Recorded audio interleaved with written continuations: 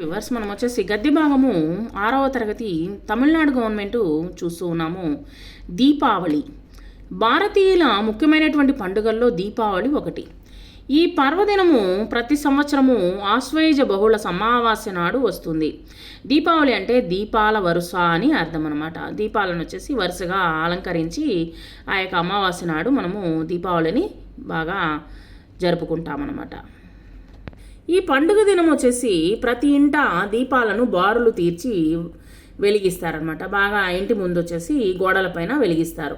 ఈ పండుగ రోజు సూర్యోదయానికి ముందే లేచి తలంటి స్నానం చేసి నూతన వస్త్రాలను ధరించి టపాకాయల్ని కాలుస్తారు. ఈ పండుగను గూర్చి ఒక పురాణ గాథ ఉంది. పూర్వకాలము అదేంటనేది మనం చూద్దాము. పూర్వకాలం వచ్చేసి నరకాసురుడు అనేటువంటి రాక్షసుడు దేవతలను మునులను బాధిస్తుండేవాడనమాట.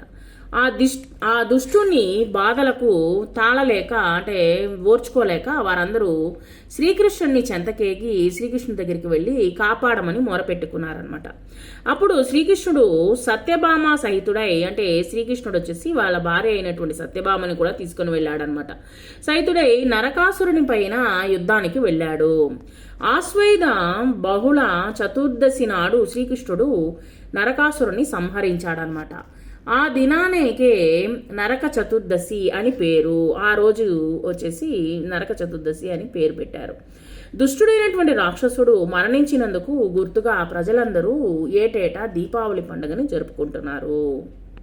దక్షిణ భారతదేశంలో ఈ పండుగను ఉన్నవాళ్ళు లేని వాళ్ళు అనే భేదం లేకుండా తప్పనిసరిగా తమ శక్తి కొద్దీ వేడుకను జరుపుకుంటారన్నమాట.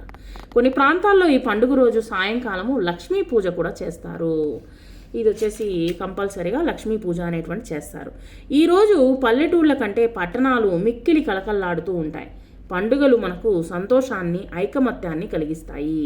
ఎందుకని ఐకమత్యాన్ని కలిగిస్తాయి చెప్పండి? సంతోషం అంటే మనము పండుగని జరుపుకుంటాము, టపాకాయలు కాలుస్తాము, అందువల్ల మనకు సంతోషం కలుగుతుంది. కానీ ఐకమత్యము అనేటువంటిది ఎలా కలుగుతుంది చెప్పండి? ఎందుకంటే మన చుట్టుపక్కల ఉన్నటువంటి వాళ్ళందరికీ మనం ఏం చేస్తామంటే స్నేహంగా మనం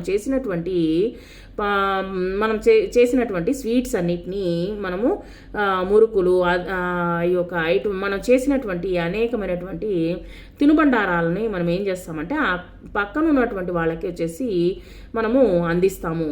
ఈ విధంగా వాళ్ళు వేరే మతానికి చెందిన వాళ్ళు అయి ఉండొచ్చు, ఎటువంటి మతానికి చెందిన వాళ్ళైనా సరే మనం వచ్చేసి చుట్టుపక్కల ఉన్నటువంటి వాళ్ళకి మనం పంచుతామన్నమాట.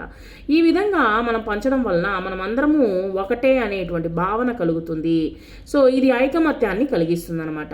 ఇది ఈ యొక్క పండగ యొక్క ముఖ్యమైనటువంటి ఉద్దేశము. కాబట్టి ఇటువంటి పండగల్ని యథాశక్తితో జరుపుకోవడం మంచిది. ప్రతి ఒక్కరూ జరుపుకోవడం అనేటువంటిది చాలా మంచిది అనమాట.